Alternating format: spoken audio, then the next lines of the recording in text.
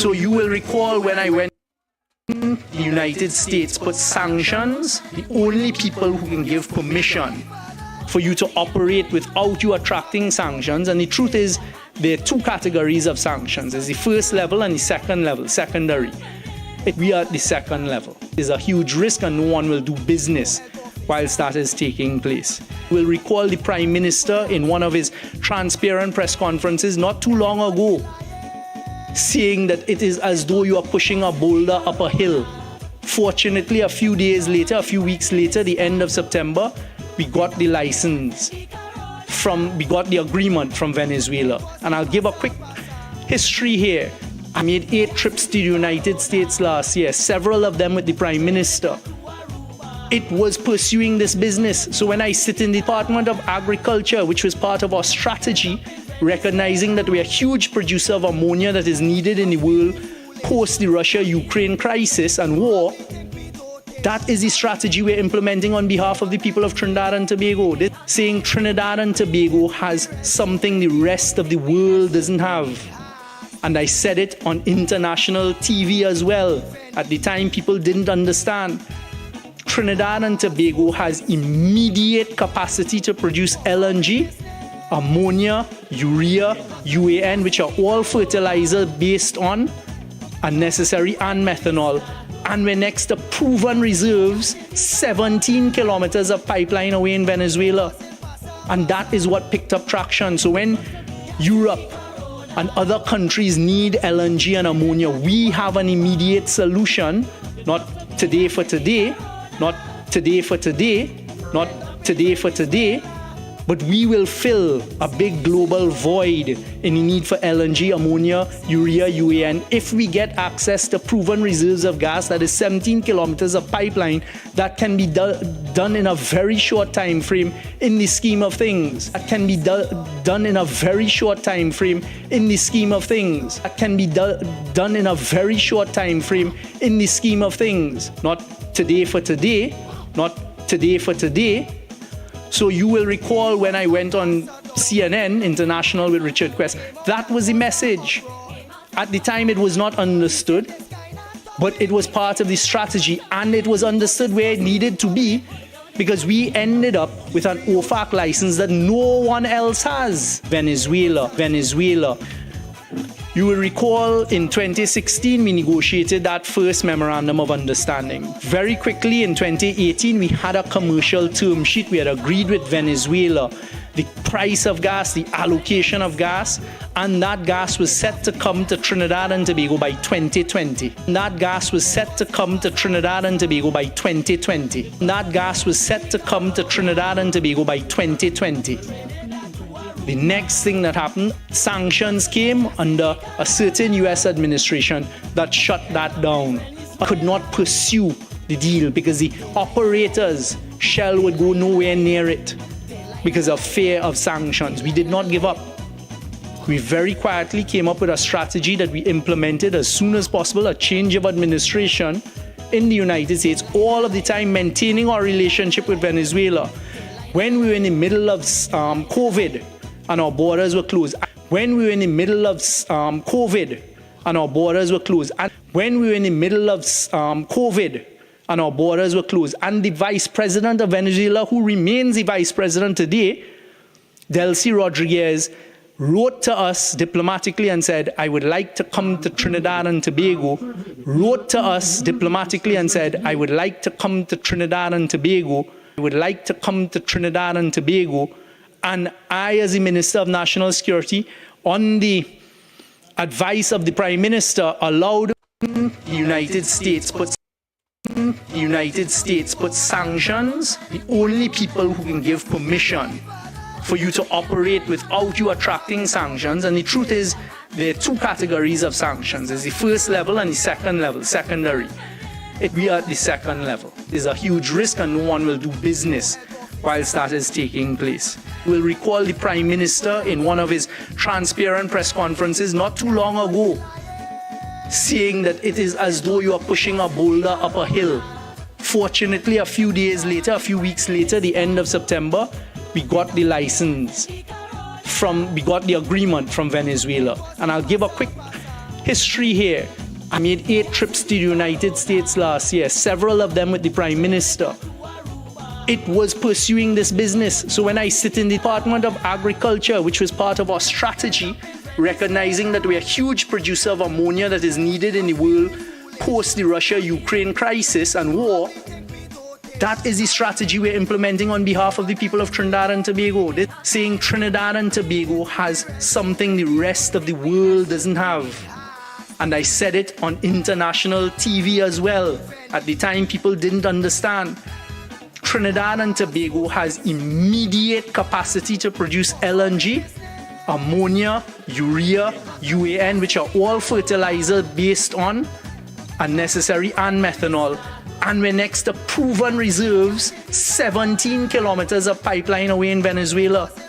And that is what picked up traction. So when Europe and other countries need LNG and ammonia, we have an immediate solution, not today for today, not today for today, not today for today, but we will fill a big global void in need for LNG, ammonia, urea, UAN. If we get access to proven reserves of gas, that is 17 kilometers of pipeline, that can be done in a very short time frame in the scheme of things. That can be done in a very short time frame in the scheme of things. That can be done in a very short time frame in the scheme of things. Not today for today, not today for today.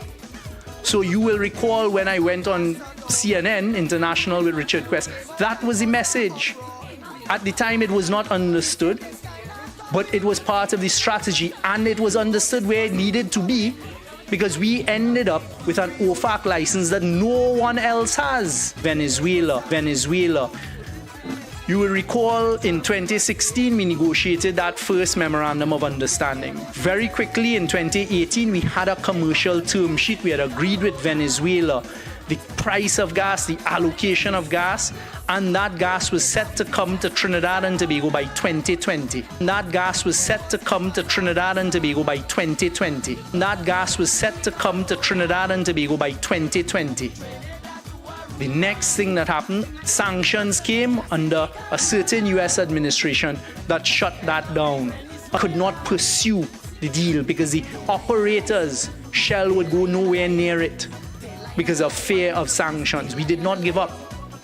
We very quietly came up with a strategy that we implemented as soon as possible, a change of administration in the United States, all of the time maintaining our relationship with Venezuela. When we were in the middle of COVID, and our borders were closed. When we were in the middle of COVID and our borders were closed. And when we were in the middle of COVID and our borders were closed. And the vice president of Venezuela, who remains the vice president today, Delcy Rodriguez, wrote to us diplomatically and said, I would like to come to Trinidad and Tobago. Wrote to us diplomatically and said, I would like to come to Trinidad and Tobago. I would like to come to Trinidad and Tobago. And I, as the Minister of National Security, on the advice of the Prime Minister, allowed the Vice President of Venezuela to come. Yesterday, of course, a pleasant good night to all and sundry. It is yesterday corridor transformation, your host, LENNOX Smith. And I thought I should,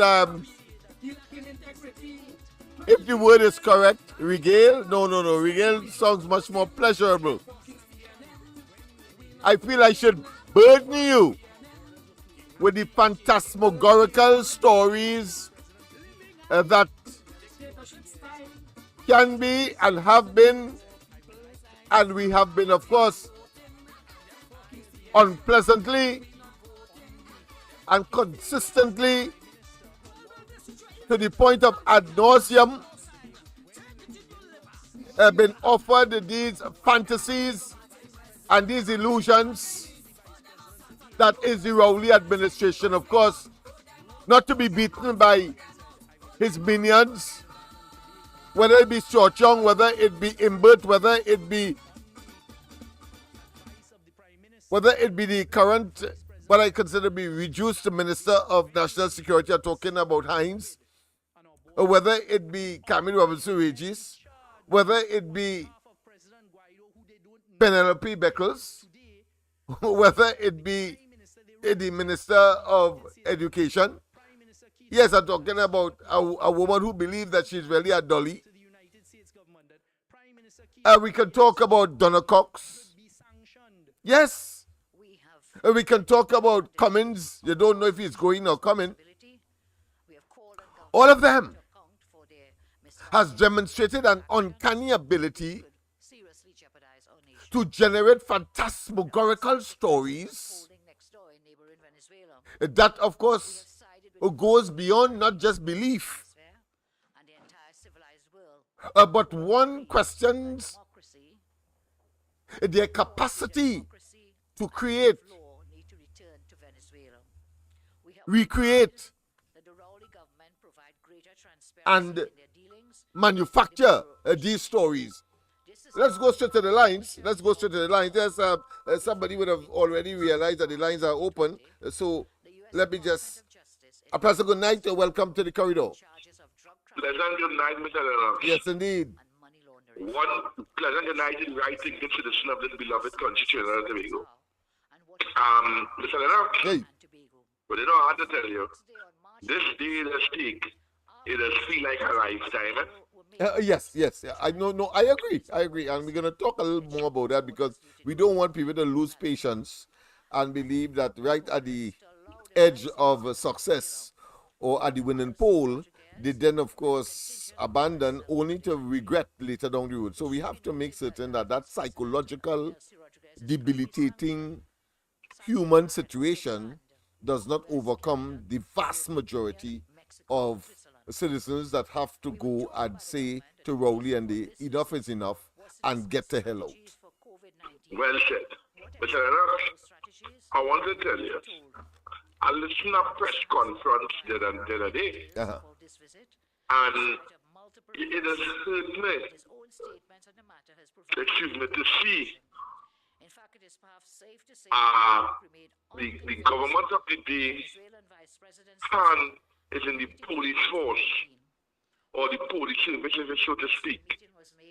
And to have a police officer at that age sit down and telling the people with a straight face that them have full control over the crime situation.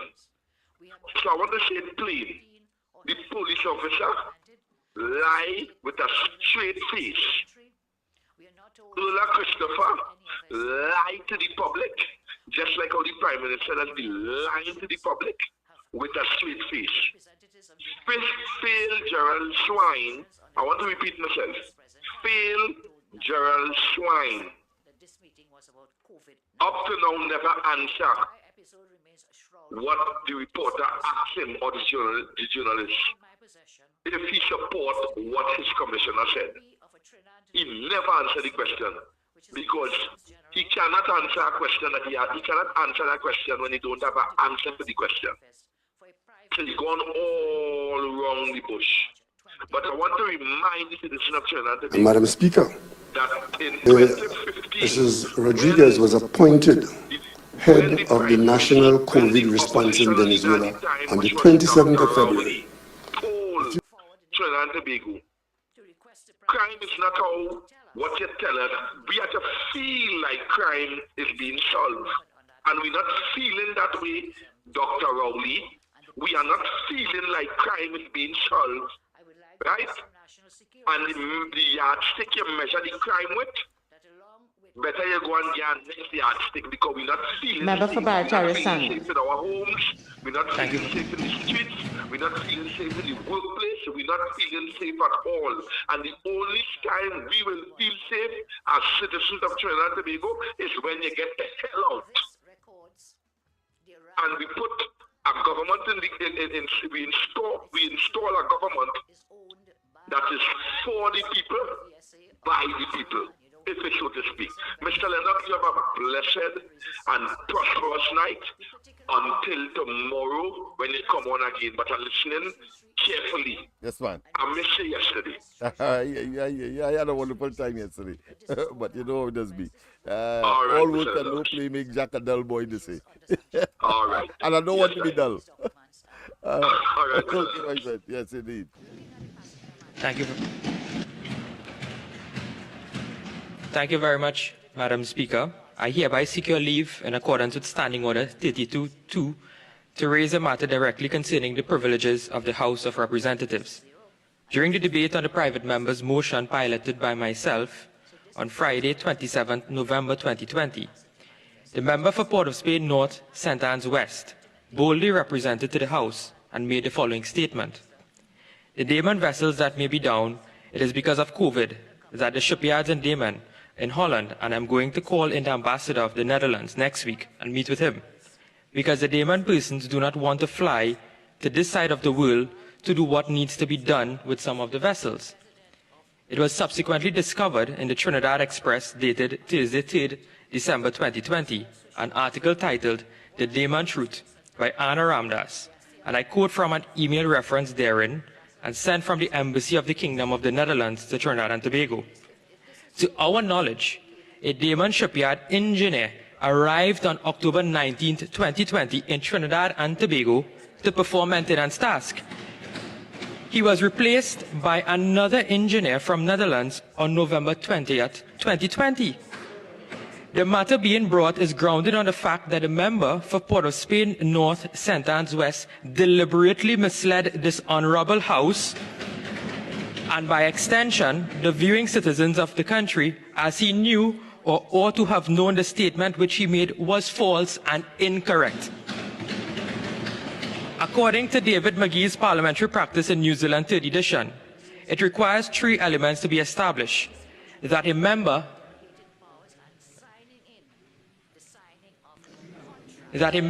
is in contempt by reason of a statement that he or she has made in the House. 1. The statement must in fact have been misleading. 2. It must be established that a member making the statement knew or ought to have known at the time that the statement was made it was incorrect. And in making the statement, the member must have intended to deliberately mislead the House. It is submitted that the statement was misleading at the time the minister knew that the statement was incorrect, and the statement could have been made to deliberately mislead the House for the following reasons. 1. The member, as part of his portfolio, has responsibility for the Trinidad and Tobago Coast Guard. The member knew or ought to have known of the contractual arrangements and or other arrangements between Daman Shipyard Netherlands and Trinidad and Tobago. 3. He ought to know or he knew or ought to have known when the engineers or persons from Netherlands responsible for repairing the TT Daman vessels would arrive in Trinidad and Tobago. 4. The member is the only person who has the responsibility to grant exemptions to persons to enter Trinidad and Tobago, as the borders are currently closed and have been closed since March 2020. The member knew or ought to have known that those engineers were in the country on October 19th and November 20th, 2020. As he is responsible for granting them an exemption and would have granted the exemptions to the engineers to enter Trinidad and Tobago. The fact that the member has personal knowledge of the facts and made a statement, there is a ready presumption of an intention to mislead the House. Based on the foregoing, the member has deliberately made a misleading statement. He has committed a contempt of the Parliament and abused his privilege as a member of this esteemed House. As such, I submit that the honourable member has committed a breach of privilege of the House. In this regard, Honourable Speaker, I refer this matter for your urgent attention and determination. Unlike the UNC, we can't lie to the Parliament, you know.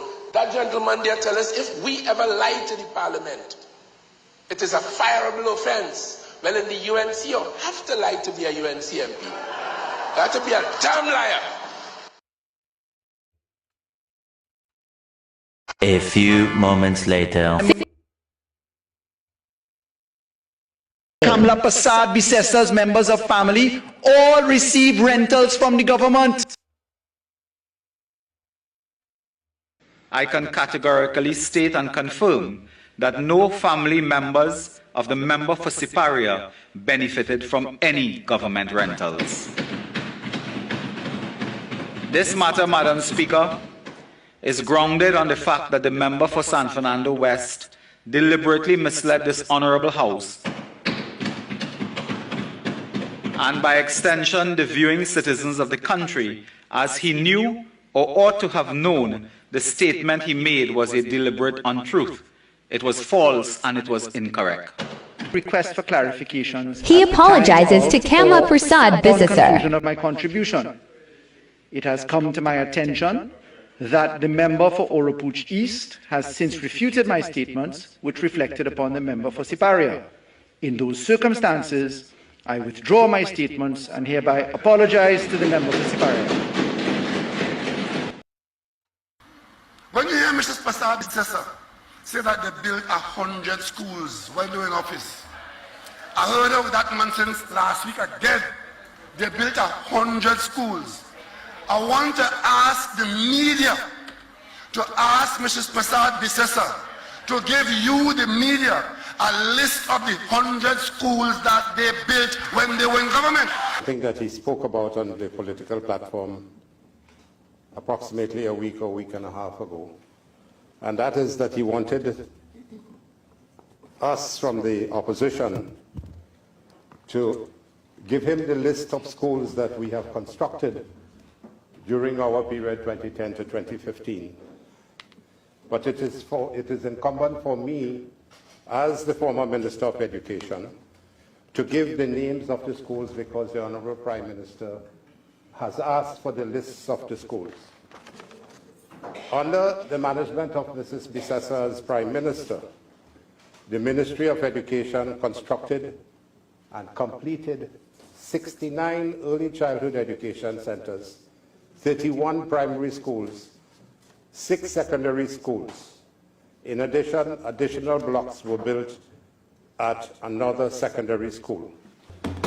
Austin Corner, Warren and St. John's Road, Wallerfield, of the 69 early childhood education centres which we constructed and completed, the 31 primary schools which we started and completed, 6 secondary schools which were completed by us, and an additional block. Mr. Speaker, these are the 169 ETC centres, 21 primary schools, 6 secondary schools completed under the Kamala Prasad Bissessa administration. Let's talk about the energy sector's performance in the last 8 years. Let's start, I'll take you from Chaguaramas all the way to Galeota. Chaguaramas, Republic Bank closed down, Royal Bank closed down, Zanzibar closed down, Marcy Stores closed down, all because of lower energy sector activity on the peninsula. We go down to Point Lisas, Mita closed down, MHTL M1 closed down, Yara ammonia plant closed down, Titan methanol closed down. We go down to Point Apia, the refinery closed down. We go down to Point Fortin. We now have 3 LNG trains when we used to have 4. And the 3 that we have operating at 65% capacity. We turn around the corner and we go to Galeota. Galeota is a ghost town, right? Because energy sector activity drilling has fallen 63% in 2015 to 2022. Gas production has fallen 30%. Oil production fallen 27%. Employment, persons with jobs in the energy sector has fallen 54% in the last 8 years. So I don't know how that could be construed as a sector moving in the right direction. There is hope. I first met Minister Imbert 2 weeks after he became Minister of Finance. And that was after repeated requests to meet with him. And at that meeting, Imbert was only interested in one thing. How could he get his hands on CLICO's assets? And when I told him that the central bank had already formulated the CLICO resolution plan that had basically identified the assets that would be sold, when they would be sold, an estimated price, and we had already informed the public in the interest of transparency and good governance what this plan was all about, he just then became vexed and abruptly ended the meeting and walked out the room. At no point in time then did we ever discuss the central bank overdraft. We were running on fumes. We were running on fumes. We were running on fumes. The previous government maxed out our overdraft at the central bank. The governor of the central bank came to the new Minister of Finance smiling to advise him that we only have cash to run the country for 3 days. That we only have cash to run the country for 3 days. Let me come back to this lie that the country only had 3 days worth of money to run. We had about $5.5 billion in the Heritage and Stabilization Fund and over $10 billion in official reserves. So there was no way that you could say that the country had no money and that the treasury was empty. We all know that there's no economic turnaround.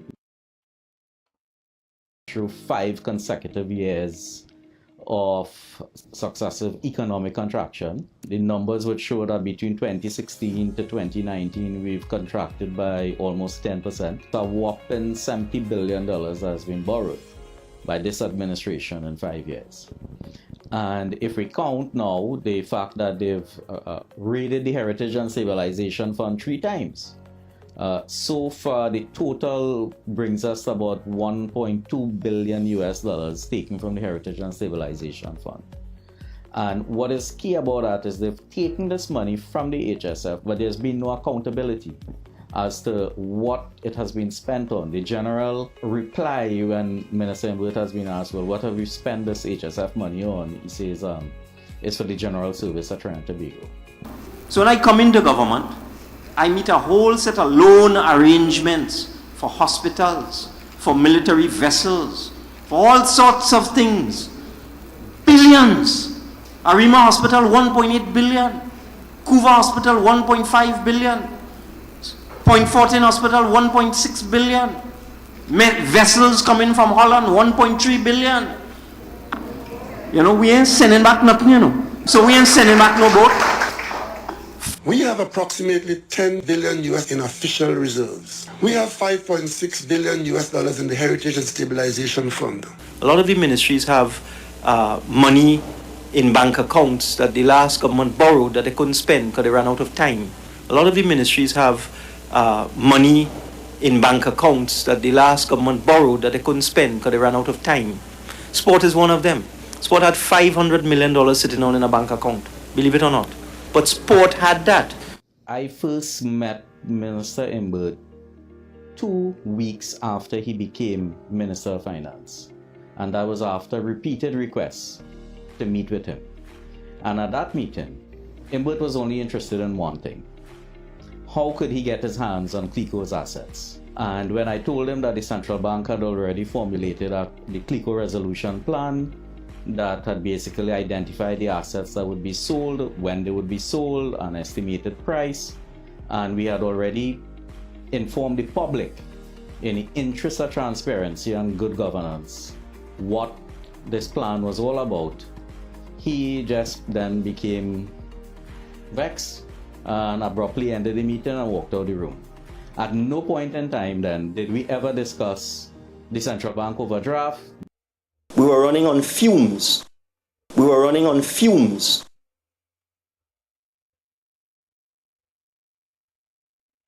But you hold the government accountable, and the government must be held accountable. The country is awash in blood. There isn't a news item in this country. We are losing the war against the criminal element. We are losing the war against the criminal element. We are losing the war against the criminal element.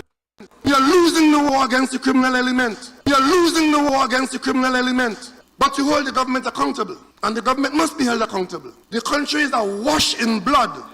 There isn't a news item in this country where there isn't a good chance that a major part of the news is who killed who. The people of this country are quite correctly holding this government accountable to secure the country and to make you feel safe. We are losing the war against the criminal element. We are losing the war against the criminal element. But you hold the government accountable, and the government must be held accountable. The country is awash in blood. There isn't a news item in this country where there isn't a good chance that a major part of the news is who killed who. The people of this country are quite correctly holding this government accountable to secure the country and to make you feel safe. We are losing the war against the criminal element. We are losing the war against the criminal element. But this country has a corruption problem. This country has a corruption problem. A code, a mafiosi code. We keep each other's secret. It's only when you break rank, you go there and expose us, and for that, we're going to kill you politically. This country has a corruption problem. This country has a corruption problem. It's the core of the Cosa Nostra. This country has a corruption problem. As long as we stay together, we will survive together. And we agree not to breach the code of secrecy. This country has a corruption problem. This country has a corruption problem. It's a mafia. It's a mafia. It's a mafia. And under a code, a mafiosi code, we keep each other's secret. This country has a corruption problem. It's only when you break rank, you go there and expose us, and for that, we're going to kill you politically. It's the core of the Cosa Nostra. This country has a corruption problem. As long as we stay together, we will survive together. And we agree not to breach the code of secrecy. This country has a corruption problem. The code of secrecy.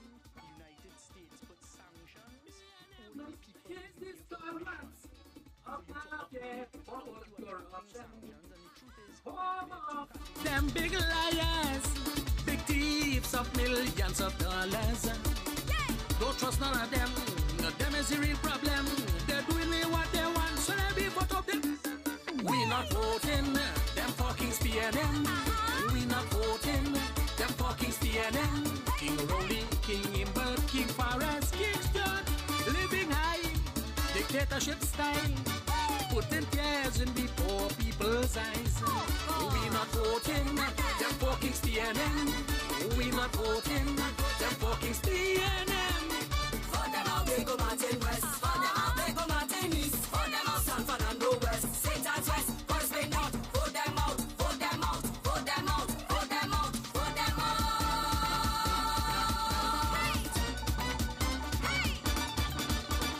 Rowley, acting like a dictator. He and Maduro moving together. They bring down Delcy Rodriguez and be citizens, oh, they crying tears. They want the US to sanction we, cause more poverty. They're doing what they want, so they be vote of them. We not voting, them fucking CNN. We not voting, them fucking CNN. King Rowley, King Imbert, King Forrest, King Stuart, living high, dictatorship style, putting tears in the poor people's eyes. We not voting, them fucking CNN. We not voting, them fucking CNN. For them out, they go Martin West. For them out, they go Martin East. For them out, San Fernando West. St. Anne's West, Forest Bay North. Vote them out, vote them out, vote them out, vote them out, vote them out.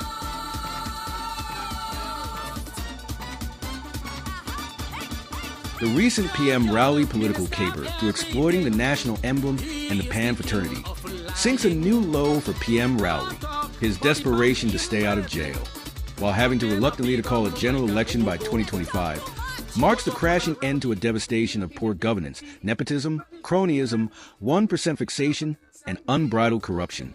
Rather than call the election Rowley chose diversion and continue dishonesty in the criminal enterprise called PNM, the recent PM Rowley political caper through exploiting the national emblem and the Pan new low for PM Rowley, his desperation to stay out of jail, while having to reluctantly to call a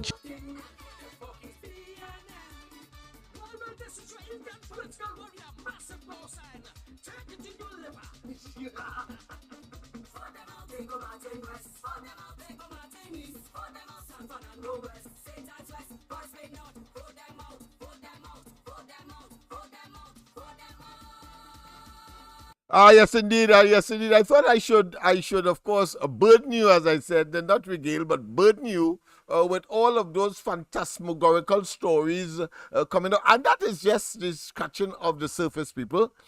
Once again, of course, a pleasant good night to all and sundry, East, West, North, South, Central, or friends in Tobago, wherever you are, streaming on the World Wide Web, a pleasant good day to you. I know you would have been consumed and totally saturated and focused on those pieces of information, while, of course, they would have been part and parcel of the chronology, of the history of major lies and developments that was supposed to be temporary psychological abatement or appeasement or acceptance by the population.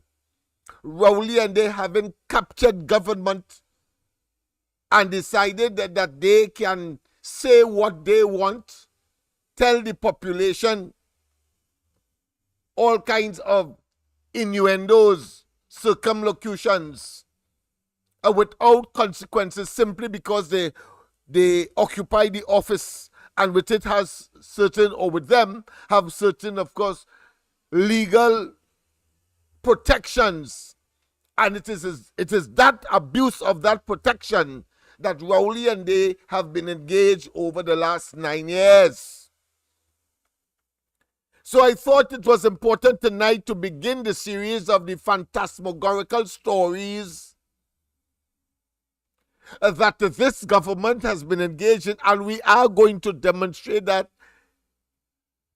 to the optimum. We're going to bring videos, we're going to bring audios, we're going to give explanation. You are going to call in and you are going to tell us some of those phantasmagorical stories that have borne no fruit, except it would have bought time for Rowley and his minions and his opportunist avarice miscreants to line their pockets of their friends and family, pollute the corridors of power,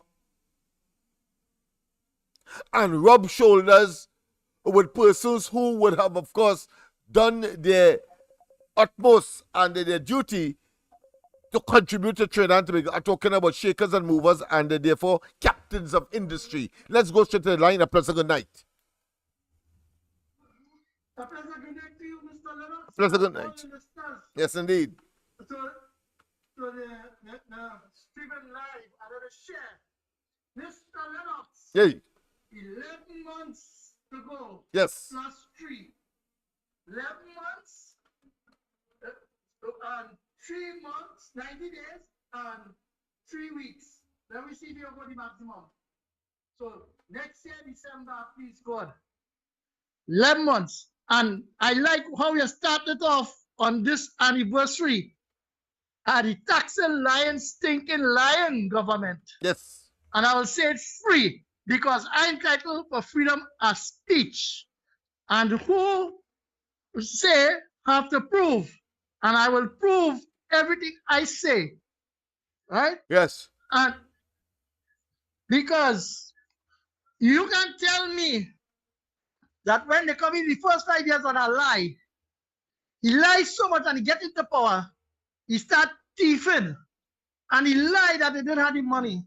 And then in there come back and correct it on the Hansard that it had money and how much it have. And companies that said didn't make it profit have made profit.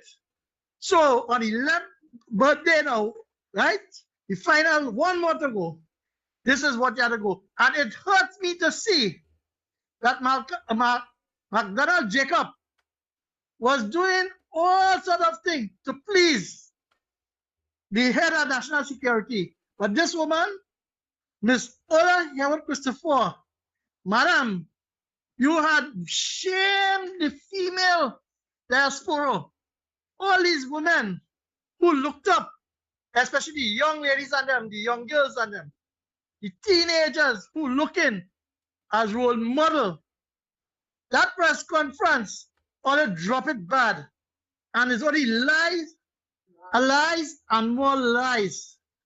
And when you talk out on it, apparently they're victimizing the callers and them now.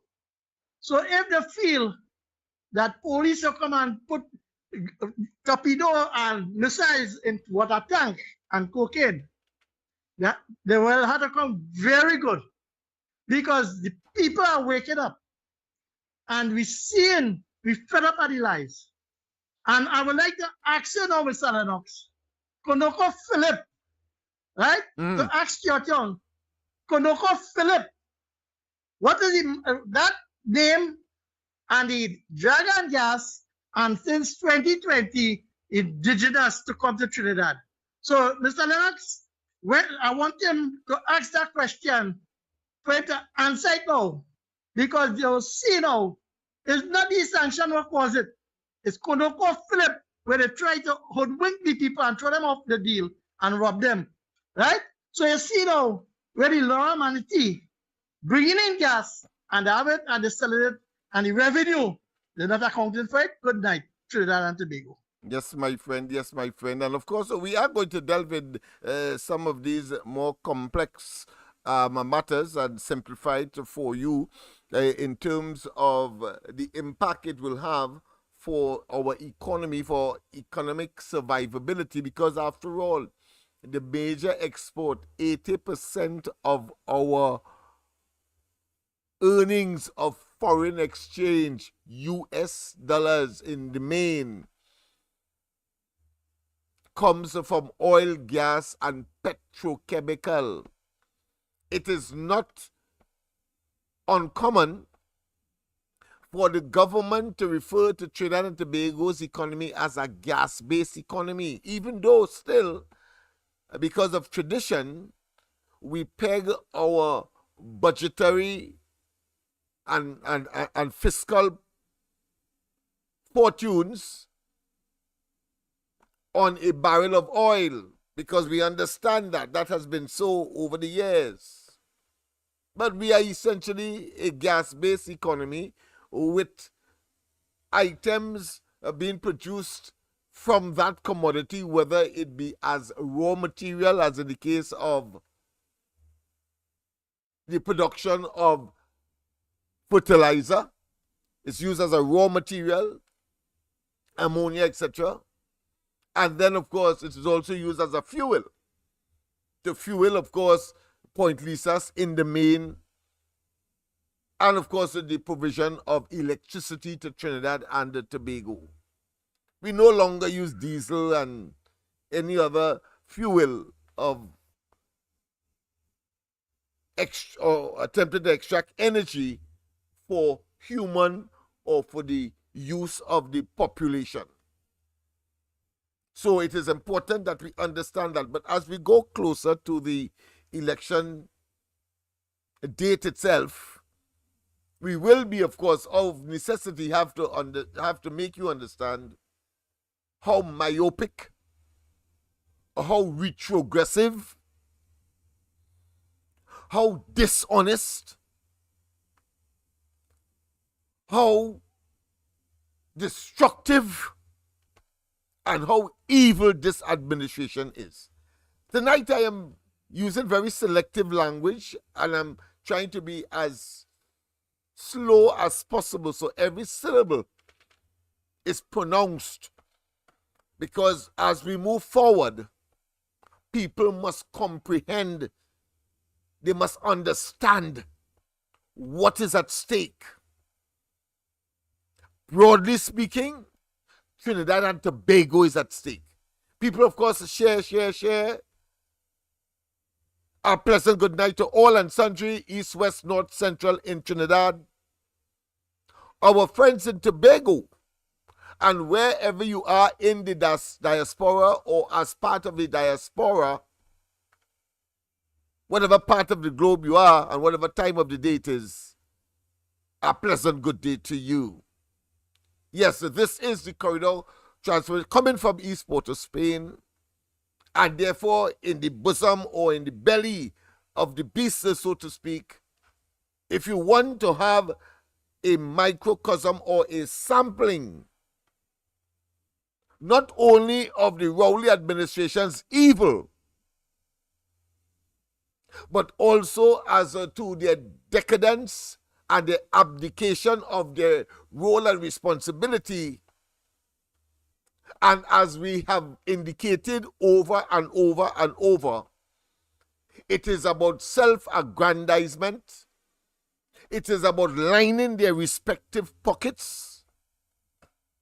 And don't tell me you cannot understand at least that. It means that they are greedy and utilizing our money for as if it is theirs to, of course, fund, satisfy, take care of their families, their own families, with our money at our expense. And I don't have to tell you that the money of Trinidad and Tobago, in other words, the money that the government uses, it belongs to all of us. They are merely for a 5-year period in this particular case to be overseers, managers, supervisors, and more significantly, they have been given that responsibility to improve, let me repeat, to improve our circumstance. Not what this government, the head of which is Keith Christopher Rowley as Prime Minister and therefore the Chief Executive Officer,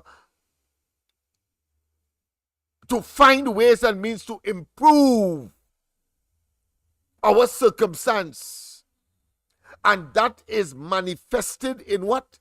In our quality of life. Quality of life here means the goodwill we have to each other. Feeling a sense of nationhood and nation building because my neighbor has very little to be concerned with. And the lights are working. The electricity bill is small.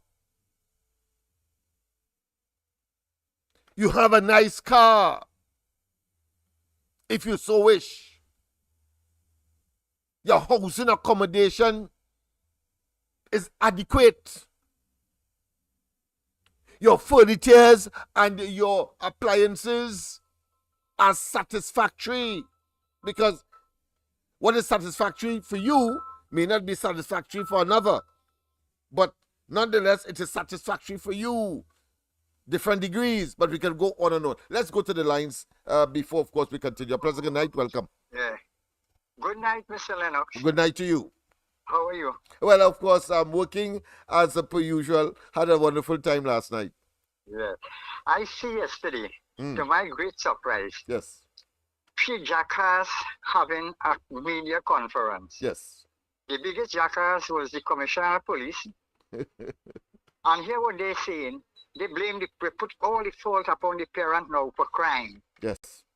Does that make any sense? No, it doesn't make sense, especially, You see, no, I'll tell you, let's have a conversation, especially when he said that he losing the war first and foremost in the early days, because he tell himself he could garner sympathy from that statement. It's obvious, because one would have expected he would be saying, look, let me leave this thing alone because I can't make. But no, he want to have his cake and eat it. Then he come and say the church. Then he said, of course, the children. And then he said the school. And then he said, and then he said, of course, it is a mental problem. So it's a medical problem. So he have a conference with all of the other countries in the Caribbean to come here to use crime, to see crime as a public health issue. And then, of course, the latest, I know you gave me a different one now. The latest is that he said that the criminals themselves is responsible for crime. But I hear you saying something now. So go ahead, my friend.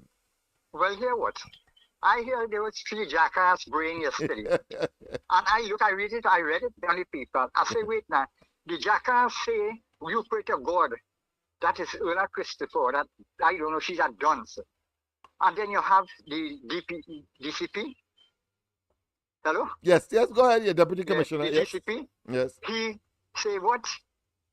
On the conference yesterday, and then you have jackass Fitzgerald Hines, another jackass balling too, and they say all the crime committed now, from now on, they will put it upon the parent, they will charge the parent for that. Does that make any sense? 1 minute you say pray to God.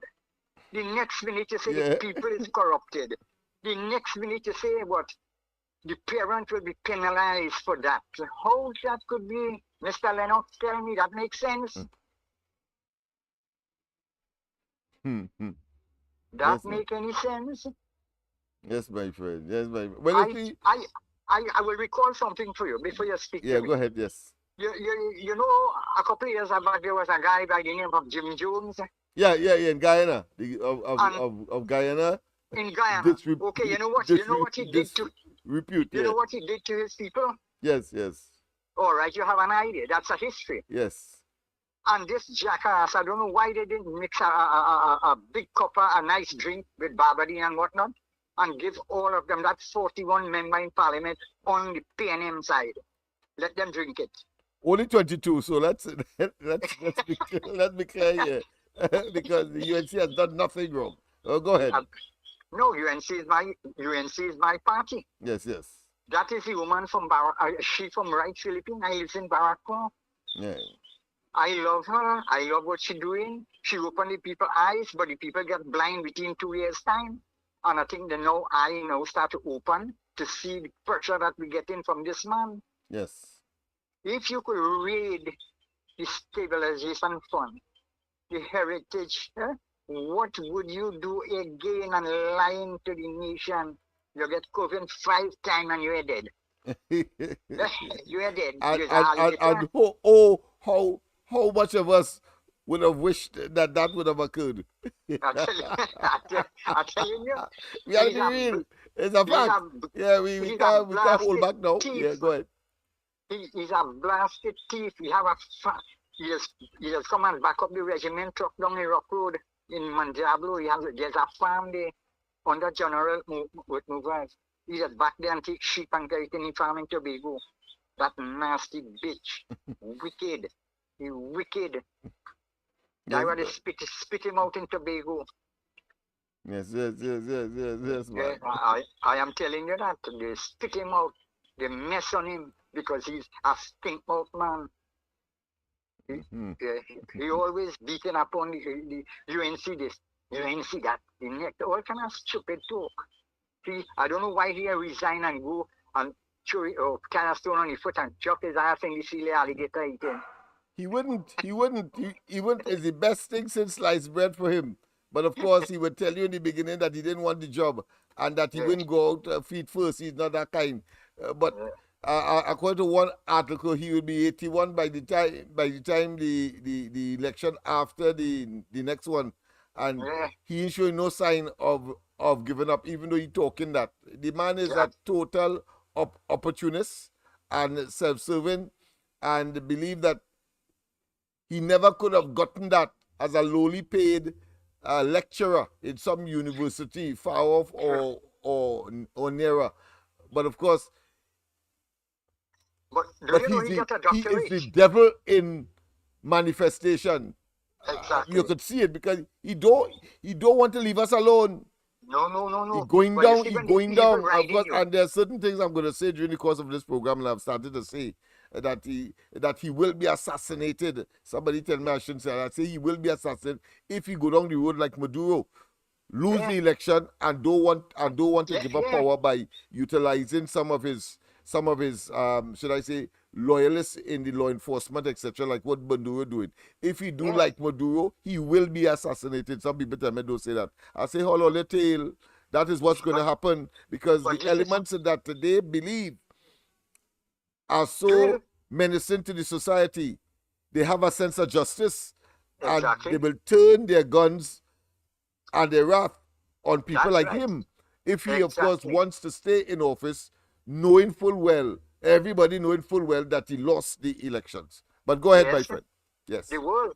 Do you know what that woman in India, what is her name? Some Asha something? Yes. If I should be right. They kick she ass out of parliament because you know why? She nasty, she wicked, she vindictive to people. Is that Bangladesh? Yeah, in Bangladesh, sorry, yes, in India. But she put in refuge. She taken up refuge in India. Yes, but you know what?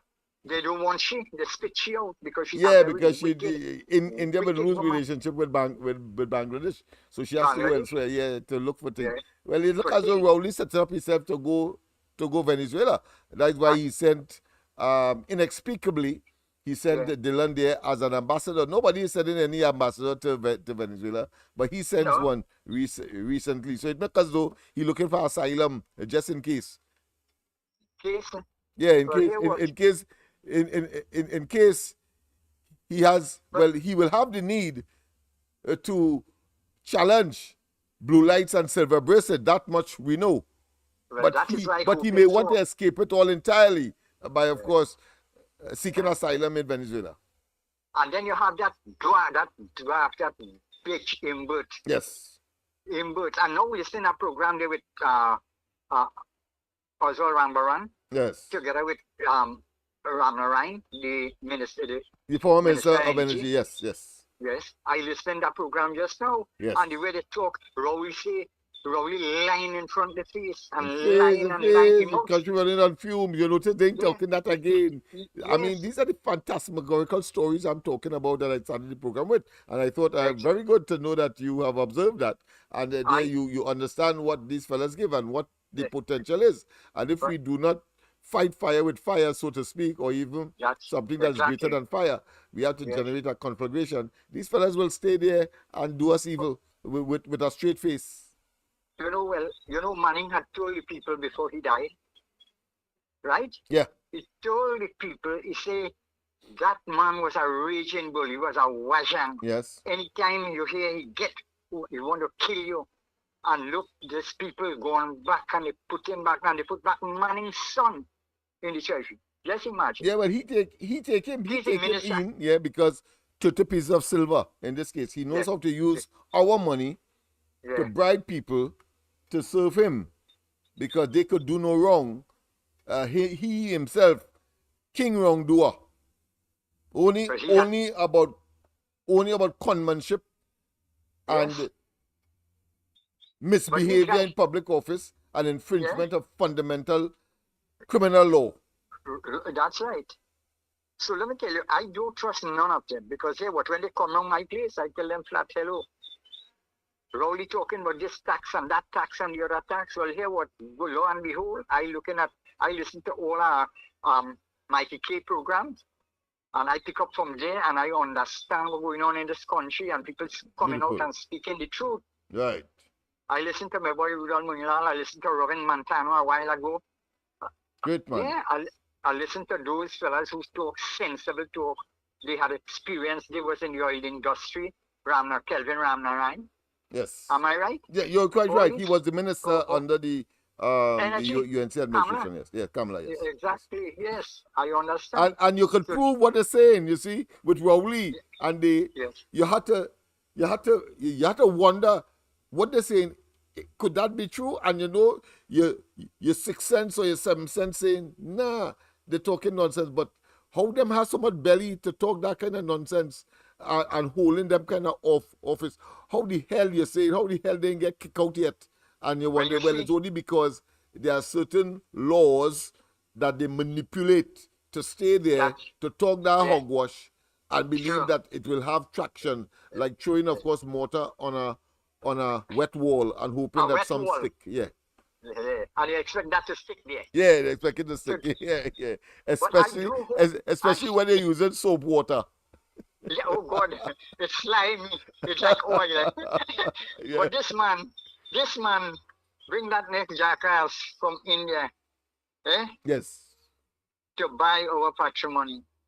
Yeah. Under, behind, back, under the desk. Jindal, shameless man. The Jindal fiasco, the Jindal affair. Yeah.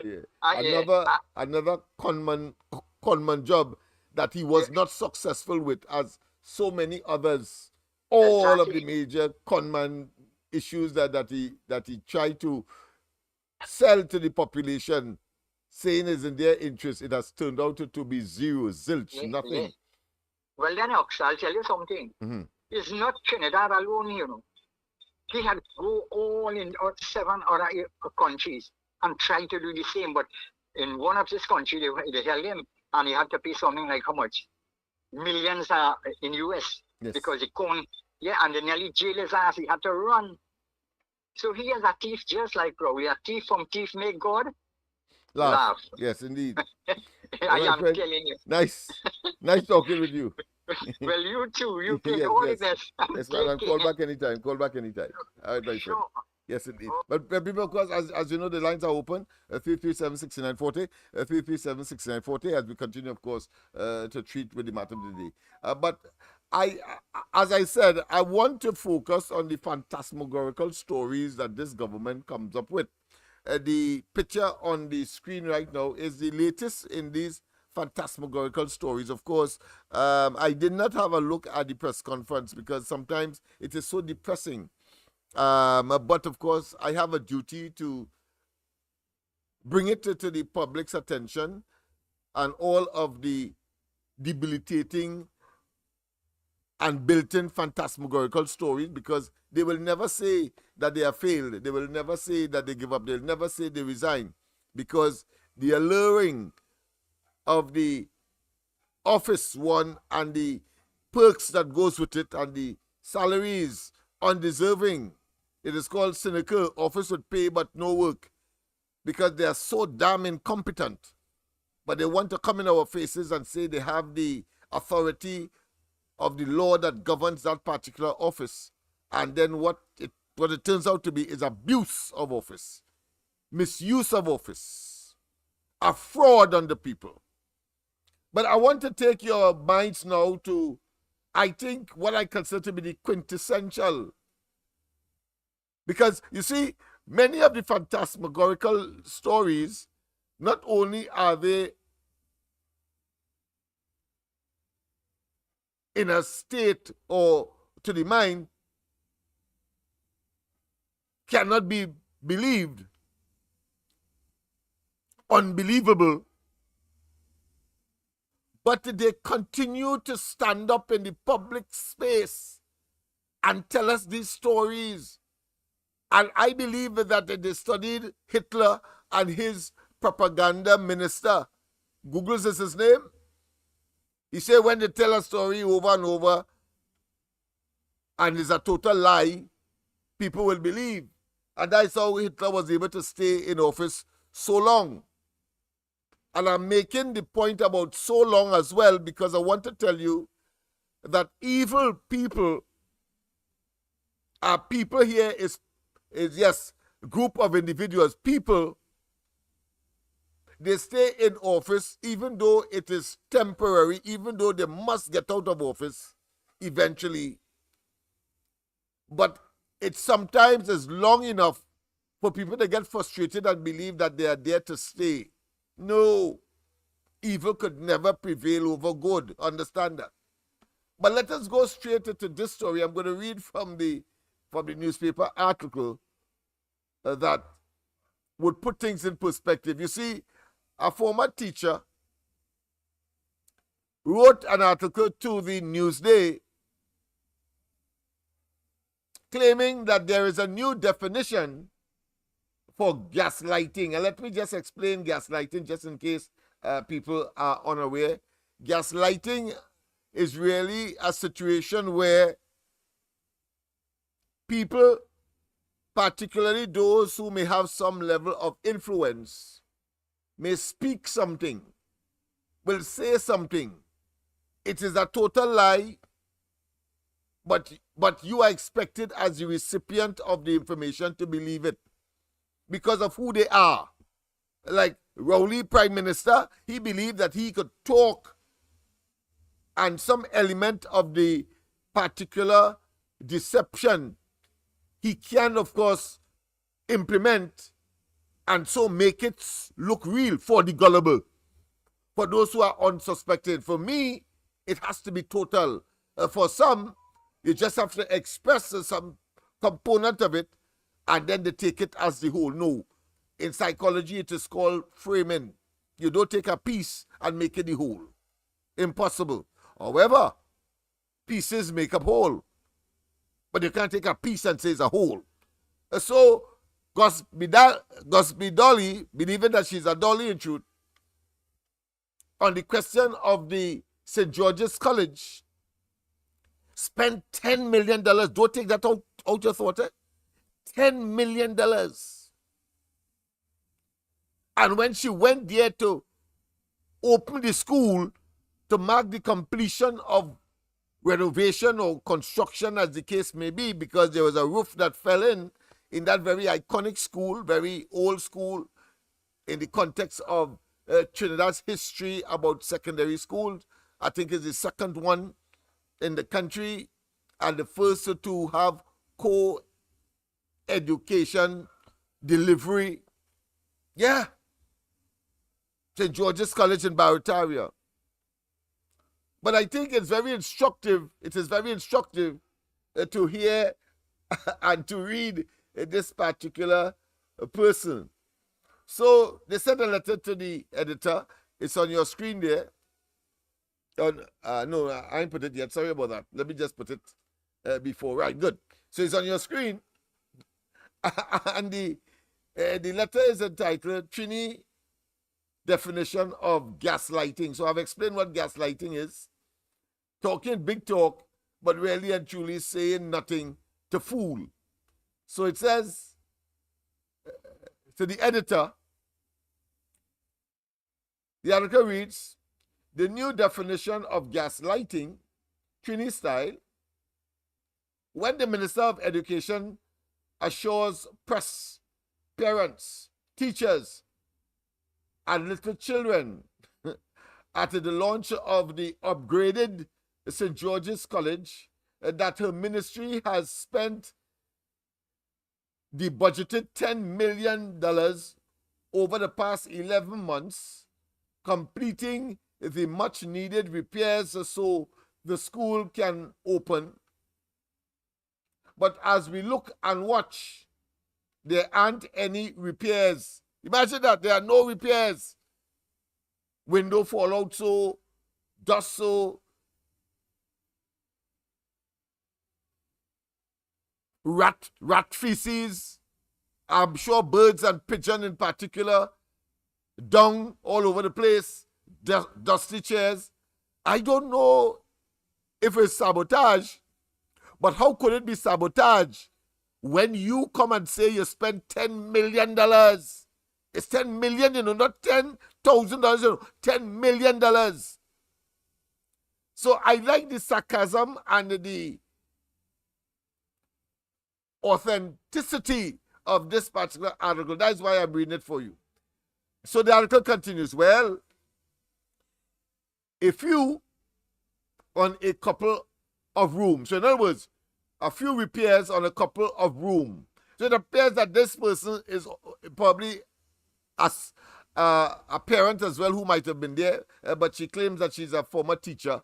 Whichever it is, the fact is that it sounds depressing, and it sounds like a con job, and it sounds like this minister has stolen $10 million, because to come and claim not seeing the corresponding work, value for money in other words, and you come with a script and read it out there saying that it's $10 million and look how nice it is, and everybody sitting down or standing up in feces, rat, dilapidated chairs, etc. Let's continue with the second paragraph, because just about 3 paragraphs. When this particular misinformation is exposed in the press, the ministry's PR people claim that the press are the ones mamagaing you as usual. Now just imagine that.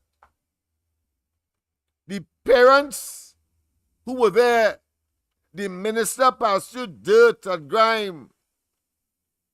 The place clearly unfinished and not prepared and not repaired. And here it is, the Ministry of Education tried to, of course, do their usual twist, their usual hoodwinking. And as I said, the entire thing is nestled in what is called gaslighting. So the ministry trying to tell the people they didn't experience that. But let me don't preempt. Let's go back to the article. So the author is saying to this letter, believe what the government tells you. The few things left to be done will be done over the weekend. But they weren't done. They take a couple more days, I think a whole week. And of course, I want to say this because it's the same thing happening in Mayaro School. And the only reason why the government, I say so without fear of contradiction, the government went hastily to put furniture to furnish that school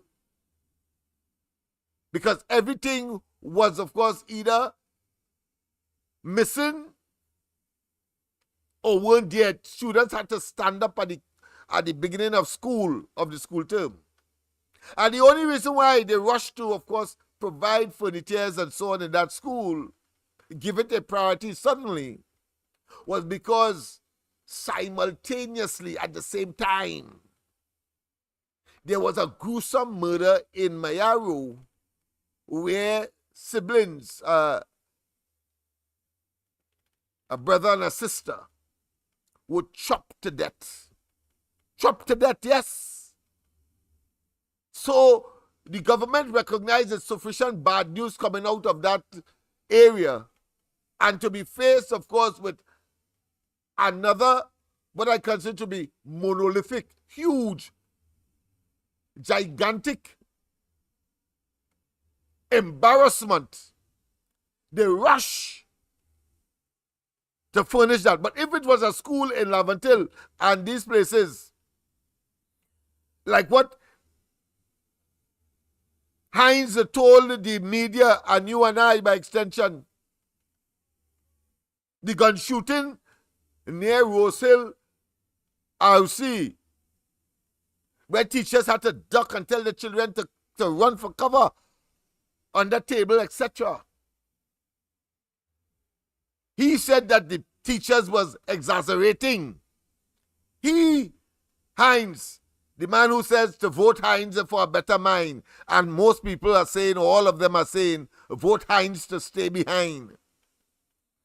He said, because the ballistics show and the science show, physics, that noise will, of course, travel faster downwind.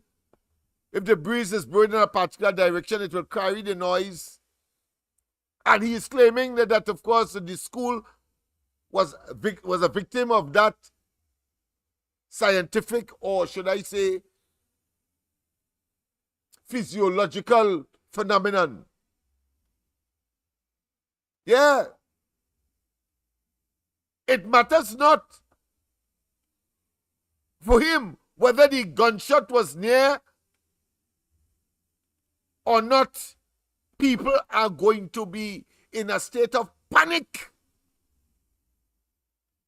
People will respond even right around George Street and so on when gunshots are heard.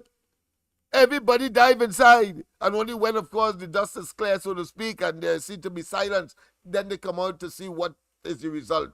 Usually somebody is dead, or the gunshot comes from some other area, not immediate to the person who is seeking cover out of an abundance of caution. But here it is, this jackass, this nincompoop, this asinine specimen, this indolent, this mentally what I consider to be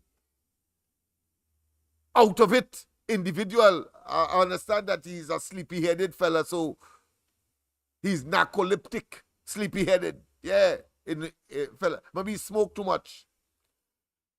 And he can't tell me nothing because he told me that when he was studying and contemplating to go where he ended up getting his law degree, wherever it is, I used to go in the savannah and smoke. He tell me that.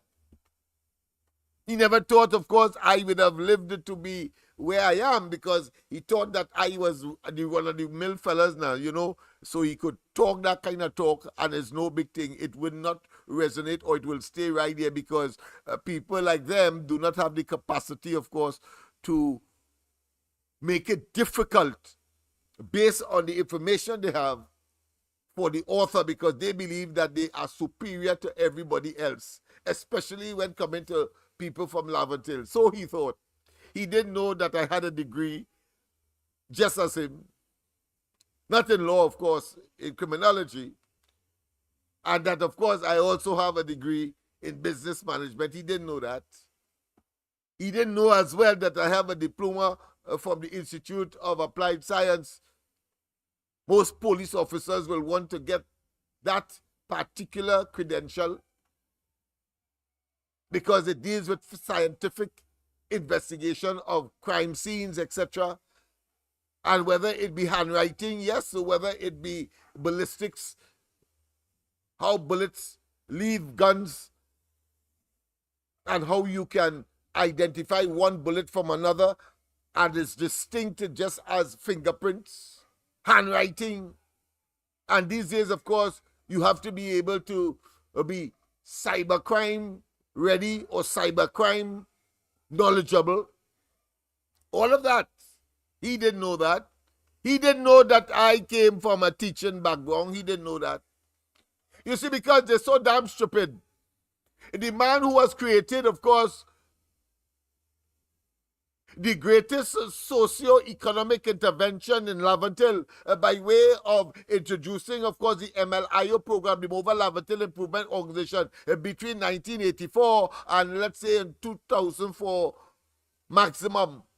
And today, of course, it's still around, but it has been morphed into a project development and project monitoring, and, of course, engaging in other Caribbean countries, utilizing the expertise that would have been gleaned from the over 30 years of experience in project development and management. He didn't know that. So he comes to me, believing I'm an ordinary fella, and he tells me that, listen, he used to smoke in this Queenspark Savannah. Yeah, that was what he say. So these days when they say he is narcoleptic, I'm not surprised. And when he demonstrated that he is in fact a substance-dependent individual, is when on a march past parade, waiting so long to have the march pass him as the Minister of National Security standing at the podium, the man jump asleep. He jump asleep there and all. But he will be hard-pressed to take action, even though he's a lawyer, to say Lennox Smith defame him. You see, it's like Anderson. I'm different to Anderson on the Beatum, where, of course, he took Anderson to court for some remark I believe that he would have made.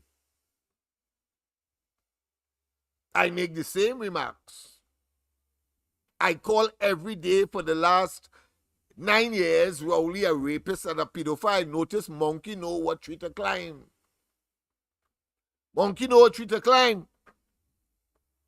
And since, of course, Rowley don't want, of course, to take action to bring me to court, I've decided to reverse it on him.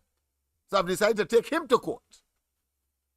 In the fullness of time, of course, I'm not going to reveal much except to say that what a meteor impassio, according to the old people. So I thought it was important, of course, to bring that into the discussion as I complete, of course, that letter to the editor made by this former teacher. And on the whole question of gaslighting and how they make phantasmagorical promises and stories and so on that has no basis in reality. They never intended to do it. So the last paragraph reads, and on Monday, work crews are rushed in. The ministry continues to claim that it was all completed the previous week. So why the school was completed when Dolly went there, work crew moved in. So if it was completed, why work crew moved in? So again, reinforcing the argument about gaslighting. Even as the videos show them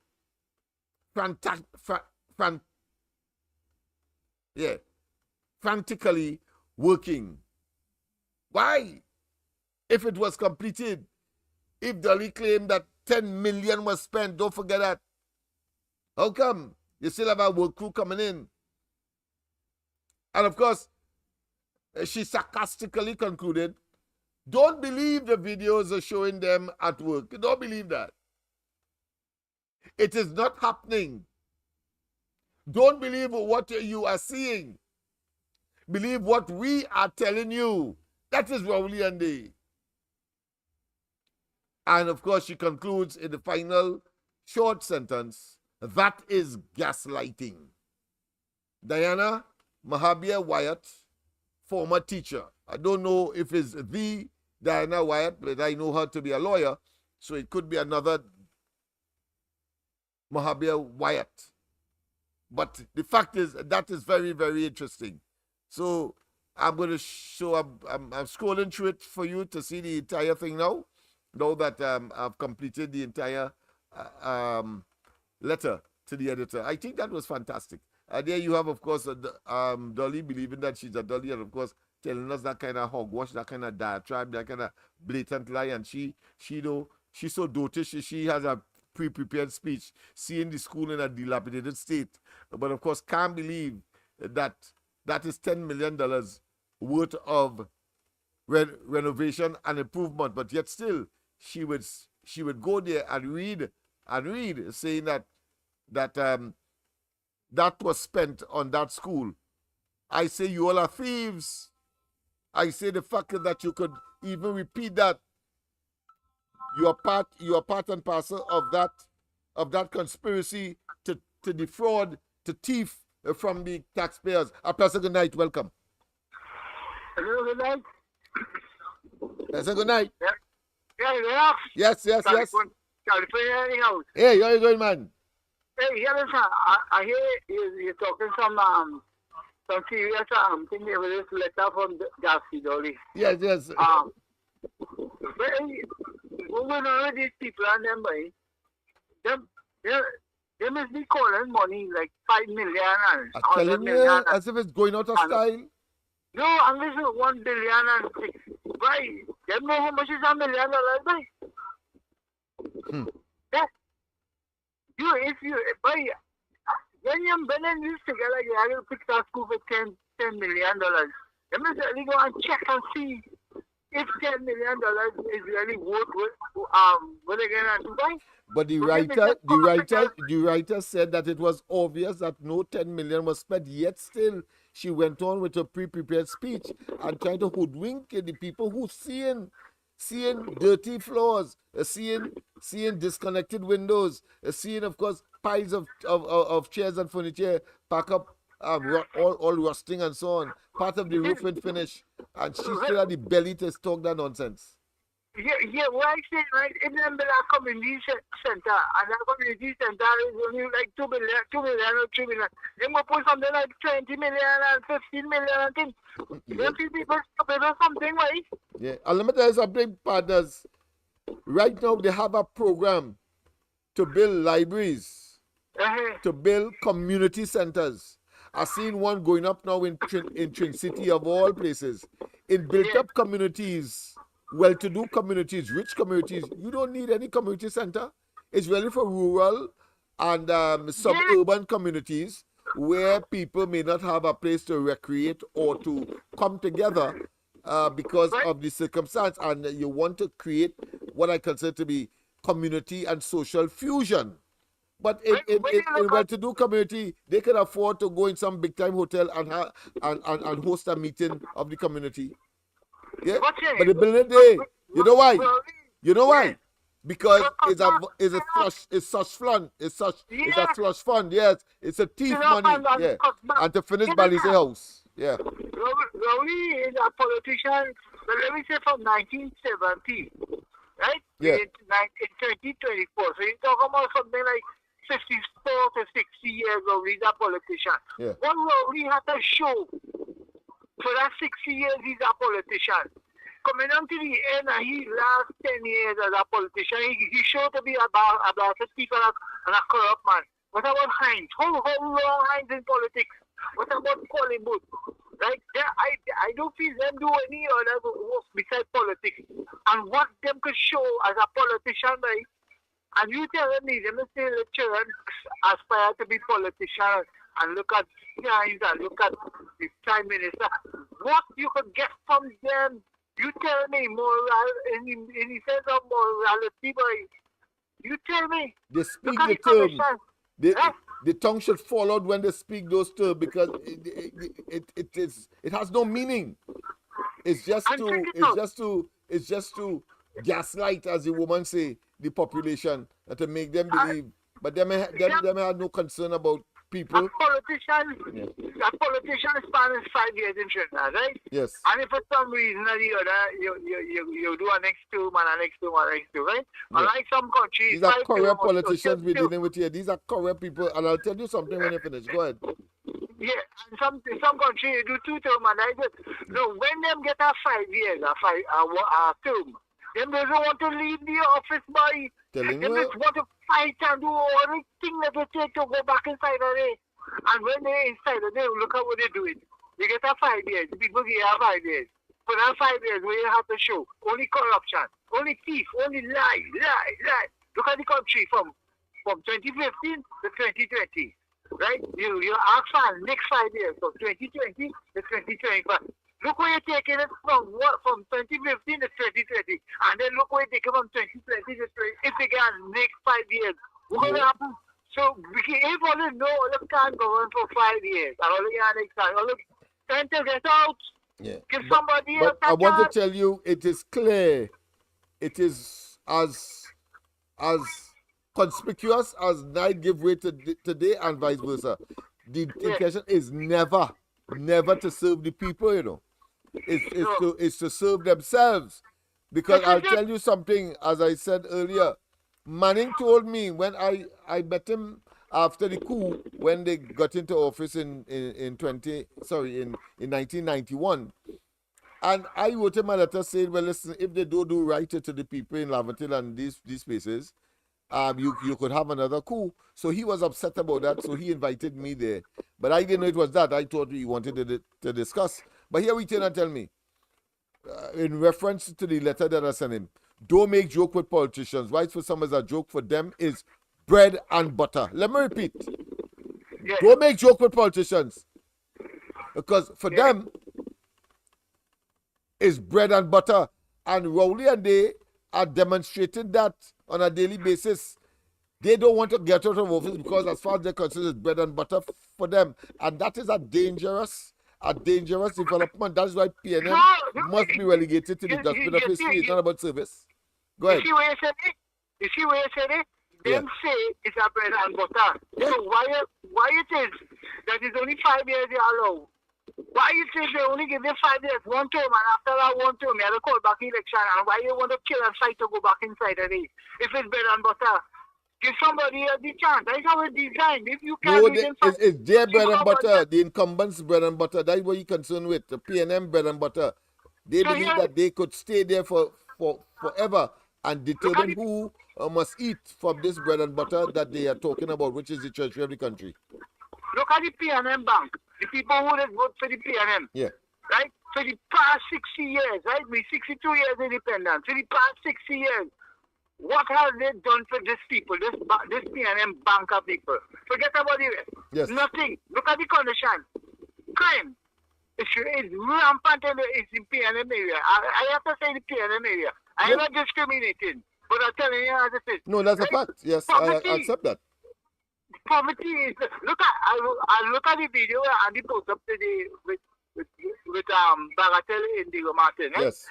And boy, if you see that piece of land, boy, if you see the trees and things inside, Prime boy, fertile land. Greener than green, boy. Yeah. You don't take agricultural land to put up building, boy. What wrong with this government, boy? That is in one of the cries when they was handing it over That from is the the bread and colonial butter scenario I'm talking about. They are concerned that that money will go in their pockets by kickback and so on. They want to finish Balize House and they want their family to live the best of our patrimony. But how much place they want, boy? If you see Shawana there, I hear that road they're going down to the wood full of factory, old wood full of factory. Yeah. From the traffic light. If you see the piece of land, I hear the state I force are coming. I don't know if you see the piece of land they block on the boy. Where this man get all this? How he get all this land? He have a next piece of land down here in Cuba here by Rooks down here. Yeah, that force are coming there. I saw it, and then he bought our old lodge as well, and he converted to a nightclub. Then you're talking about in British Castle here. Then you're talking about in Exeter. How he getting all these lands? Only because he attached it to the mafia syndicate called the PNM. That's all. That's only credentials. That is why they must make a jail. All of them. When you just think about LENNOX, right? Yeah, all of them. I will go back again and Yes, man. This is the kind of conversation we must have. People, of course, we are nearing the 5 more minutes before 10 o'clock. We should have finished at 9, but I started late, so I thought I should go the extra mile. But of course, clearly 10 o'clock is upon us. So let me just say that among the other phantasmagorical stories, let's go from the beginning. The first of which, of course, would have been the infamous fake emails. Phantasmagorical story. You can't believe a man make up that. Rowley. Then, of course, having gotten into office,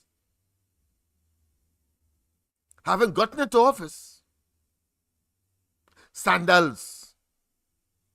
Tell us all kinds of stories, including, of course, Imbert came and said that Sanders would bring us $500 million into the treasury when, of course, it is up and running. It turned out to be pie in the sky, and the circumstances that brought Sanders here was not competitive. Rowley wanted identified, and then he believed that he would have come into office. I want to understand how he come into office, because he was able, of course, to project to the population a treasonous lie, treasonous liar, treasonous lie. I'm gonna tell you what he Rowley says about people who displayed such despicable behavior, treason. I'm gonna play it tomorrow for you, so you understand the man is knowledgeable, it is conscious. The point I am making here that all of that is deliberate. And we must be deliberate in how we treat with them as well. Because there's a pattern of behavior that is clear. The Sea Bridge. He told us that the Galicia was a bad deal.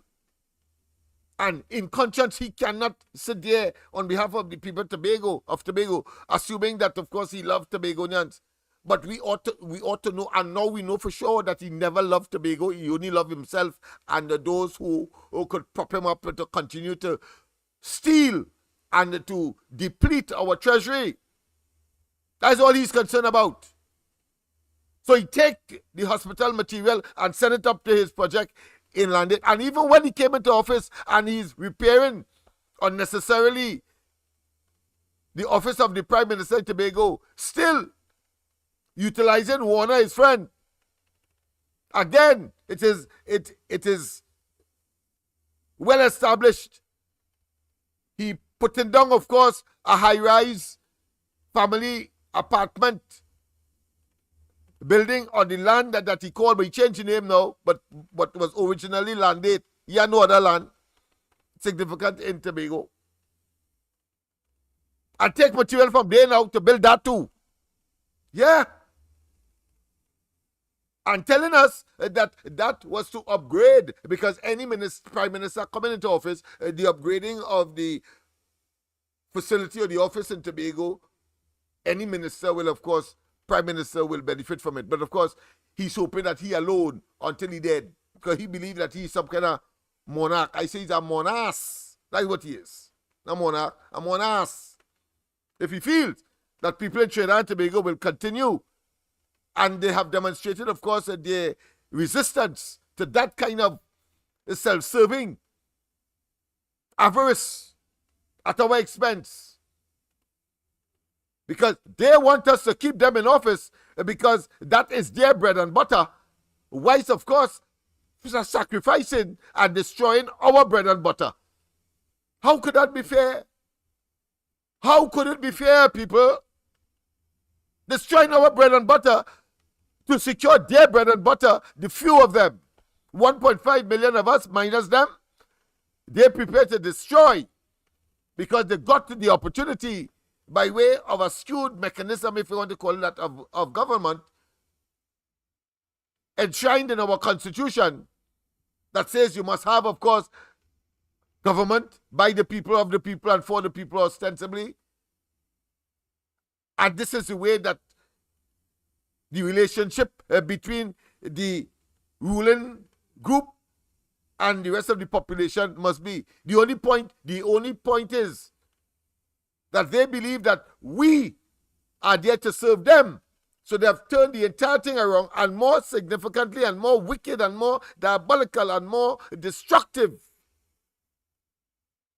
is that they don't see themselves as responsible for improvement, augmenting, and they therefore generating a salubrious environment for the improvement of citizens.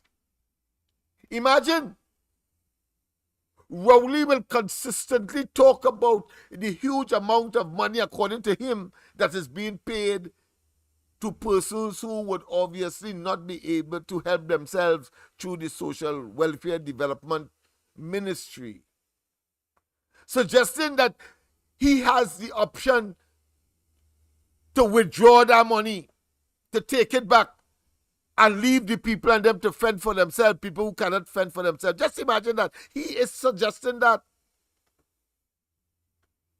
And if he had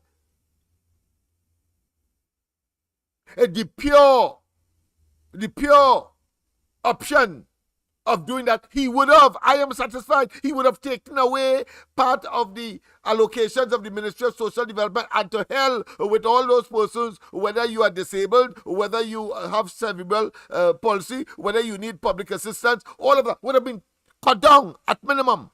I'm telling you, the way how he talks about it, he vexed that had to be paid, not understanding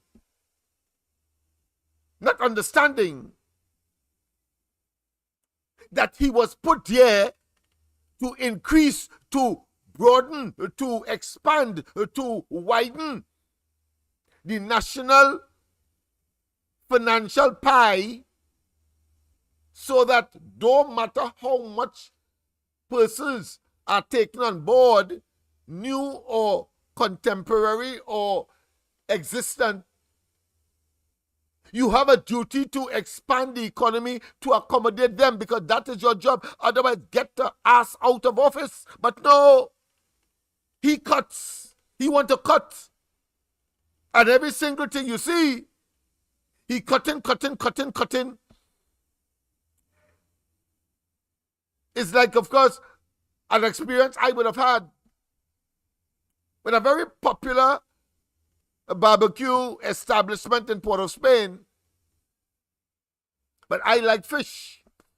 And they would have, of course, a fish, not for you, for those of you who several millimeters thick, but thick enough you could take a bite and feel that you're biting something.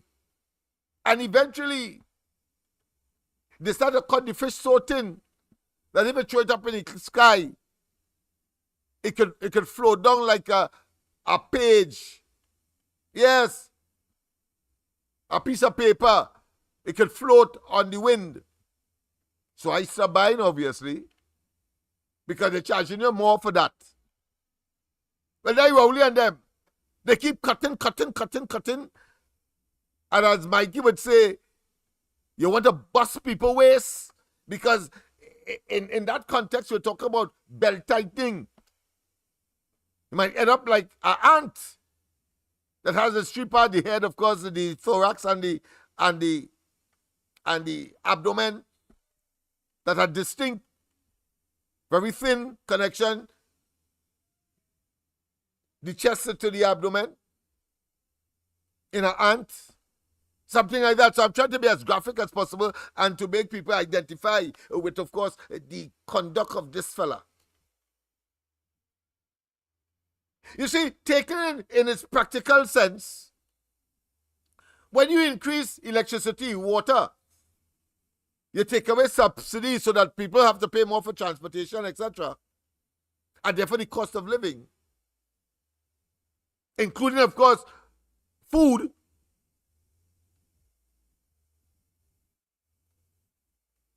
What you are doing and what he has done, and of course resisting increasing the salary, not just of the government employees,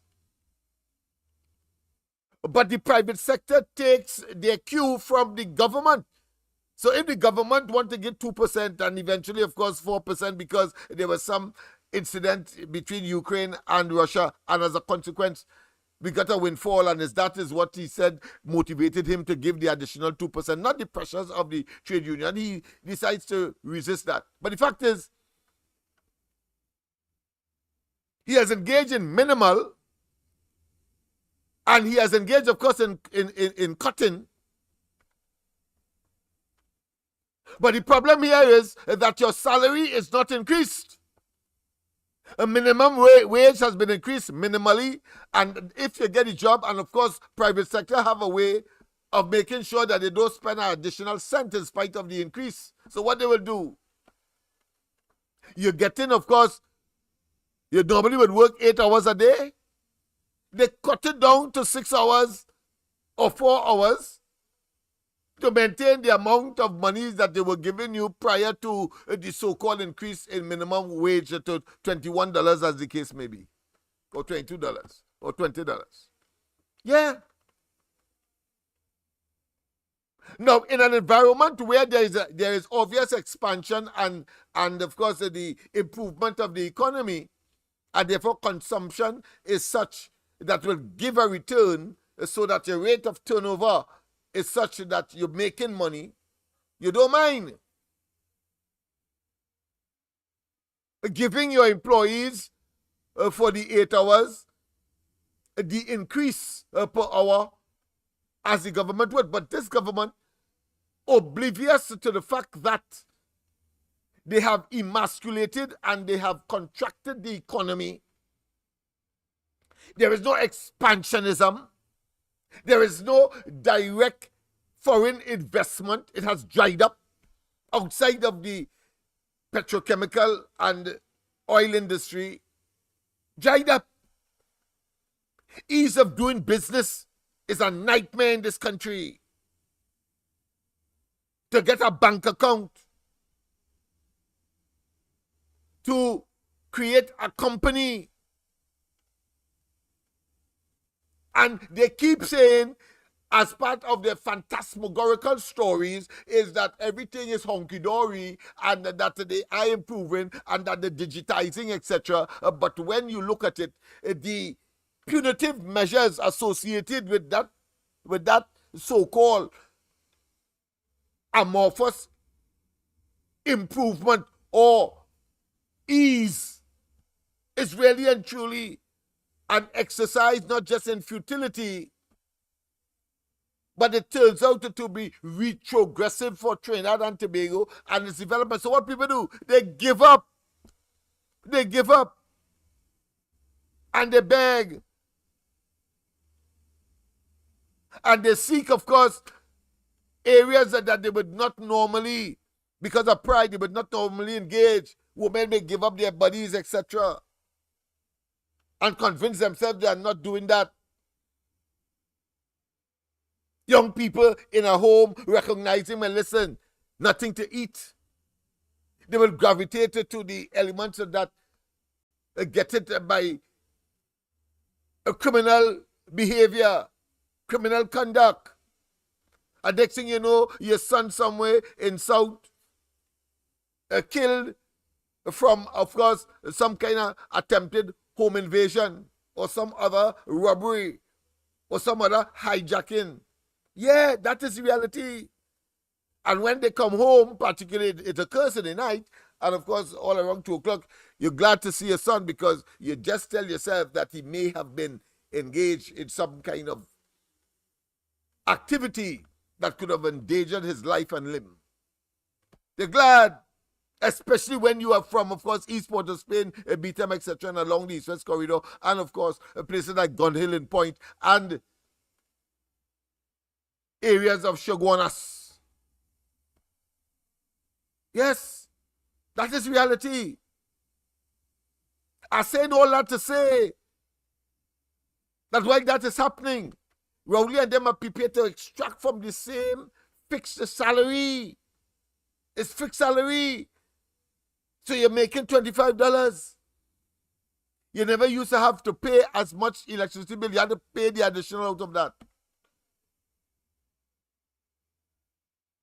You used to be, of course, putting aside transportation to go to work if you don't have a vehicle, as the case may be. And even if you have a vehicle, you put aside a certain amount for gasoline and for the maintenance of the vehicle. So the same salary has to pay for that.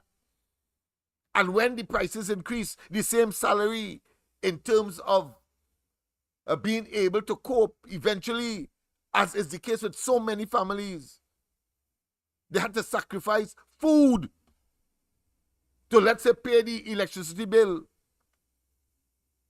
Because one or the other, in too many instances, not to be concerned. And Rowley and they, just to stay at the top there, deal and consume the cream, oblivious and having no concern that families are suffering out there, and thus you have all of these problems associated, and still on top of that trying to gaslight us to make us believe that it ain't happening,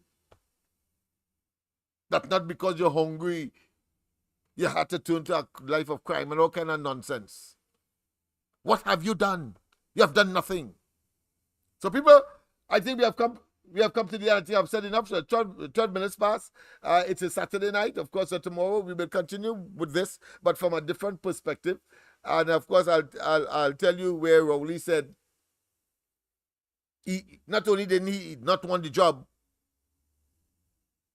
but of course he would have said things that today you can't believe come from the same man. The man is totally immoral, unethical, a criminal, a miscreant, a ne'er-do-well, a swashbuckler or buckler of evil consequences and intent and disposition. Yeah. Swashbuckler. Plain that he could talk and he could, of course, articulate, and at the end of the day delivers nothing. Nothing.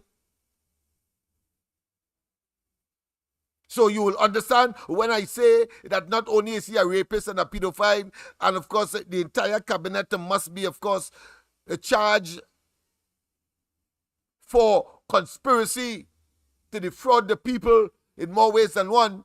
There are laws, of course, so whether it be misbehavior in public office, or whether it be infringing, of course, the equal opportunities rules or laws, or whether it be the integrity in public life. All of that, and purely larceny. Yeah, I throw the book at them. They're no damn good. And we must accept that as a fact. People, we have come to the end. As I said, have a wonderful rest of the night. So God bless. And let us, of course, understand that we have a task. And we must, of course, respond appropriately. And when that time comes, we'll do what? West, for them out, they go Martin East, for them out, San Fernando West, St. Anne's West, for Spain North, for them out, for them out, for them out, for them out, for them out.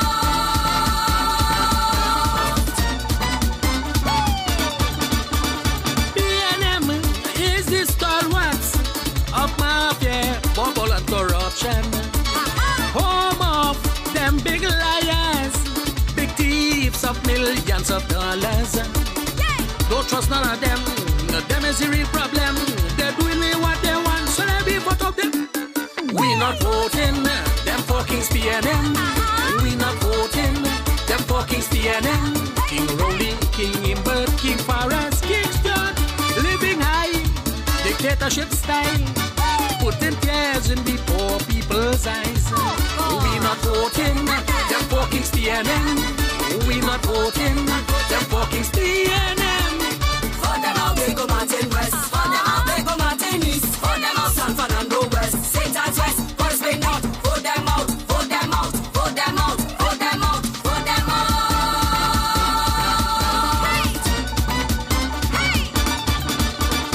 Rowley, acting like a dictator. He and Maduro moving together. They bring down Delcy Rodriguez and be citizens, oh they crying tears. They want the US to sanction we, cause more poverty. They're doing we what they want, so let me vote out them. We not voting.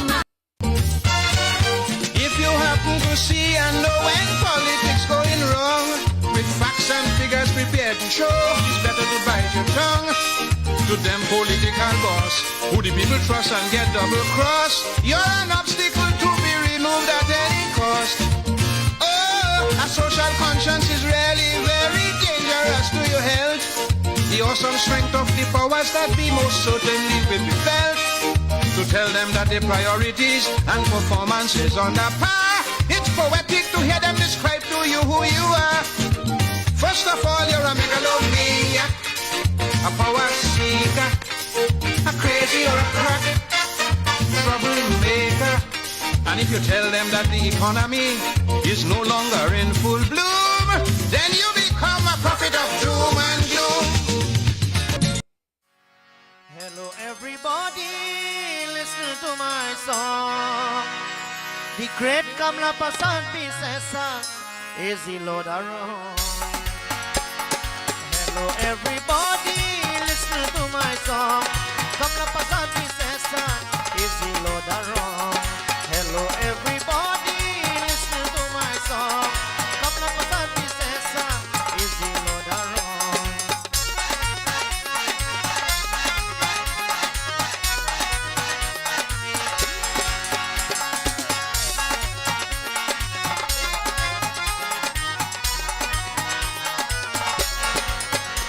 Our great leader Kamla is a blessed woman. She would build back this country which has fallen very bad.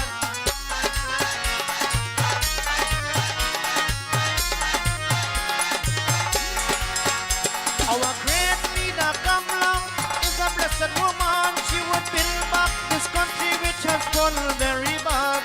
The PNM administration, they didn't care a damn, but God would send back Kamla to protect our land. Hello everybody, listen to my song. Kamla Pasant Pisesa is the Lord around.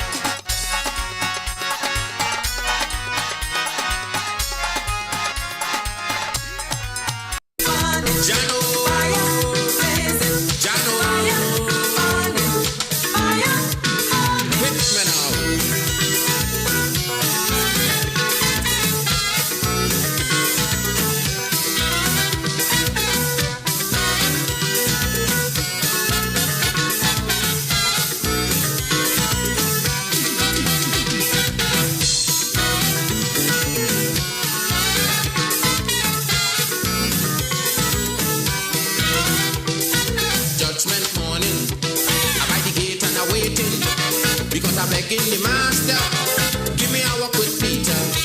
If some sinners coming, with them I go be dealing. Because the things that they do me, I want to fix them personally. Peter wait, Peter look Cecil Rhodes by the gate. Money. Peter look the Englishman, we send Cecil Rhodes to Africa land. Money. Peter take Drake, take Raleigh, but leave Victoria for me. Peter, I just don't care what you say, but Mussolini, he can't get away. Why? This is my time for money. Jano, Jano, hit me now.